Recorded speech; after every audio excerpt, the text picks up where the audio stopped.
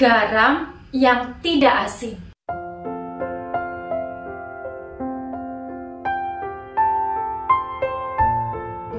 Bapak, Ibu, dan Saudara yang dikasihi Tuhan, dalam Markus pasal 9 ayat 50a dituliskan, garam memang baik, tetapi jika garam menjadi hambar, dengan apakah kamu mengasinkannya?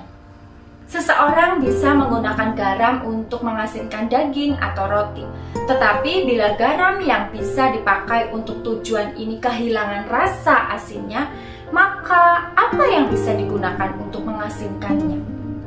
Tetapi bagaimana mungkin garam kehilangan rasa asinnya? Jika itu benar-benar garam, tentunya akan tetap asin dan bisa mempertahankan keasinannya. Dalam pengalaman hidup sehari-hari orang Galilea, jarang ditemukan garam yang murni. Kenyataannya, garam dicampur dengan bahan-bahan lain dengan beragam bentuk tanam. Selama perbandingan garam dalam campuran itu cukup tinggi, maka campuran itu bisa memenuhi tujuan sebagai garam yang sesungguhnya. Tetapi jika karena terkena udara yang lembab atau karena sebab-sebab yang lain, semua garam dalam campuran itu merembes keluar, maka apa yang tertinggal sama sekali tidak berguna. Bentuk dari garam yang hambar dalam perkataan ini mengacu pada peran Israel sebagai garam di antara bangsa-bangsa. Perkataan Tuhan Yesus ini dimulai dengan kata-kata, "Kamu adalah garam dunia," yang ditujukan kepada murid-muridnya. Ini berarti bahwa para murid Tuhan Yesus mempunyai fungsi yang khusus di bumi, dan bila mereka gagal melakukannya, itu sama saja seperti mereka tidak ada. Mereka hendaknya dapat menjadi pengaruh bagi orang lain sebagai teladan hidup dari kuasa dan kasih karunia Allah. Teladan yang menolong orang lain untuk mengikuti jejak mereka.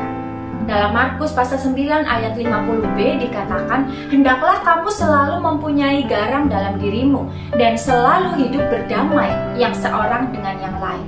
Tuhan Yesus memerintahkan para murid untuk diresapi dengan pengaruh yang memurnikan ini, untuk menjadi pengaruh yang baik. Mereka sendiri harus memiliki kebaikan itu, hidup berdamai. Dan Tuhan Yesus mengakhiri pembahasan ini dengan satu acuan terakhir kepada perdebatan tentang siapa yang paling besar di antara para murid, sebagaimana yang dituliskan dalam Markus pasal 9 ayat 34. Jika kita melihat dalam bahasa aslinya, kedua perintah ini memakai bentuk waktu sekarang, yang artinya perintah ini hendaknya dilaksanakan terus-menerus. Juga berarti dilakukan oleh kita sebagai murid-muridnya saat ini.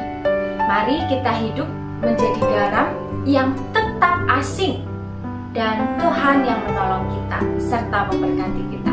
Amin.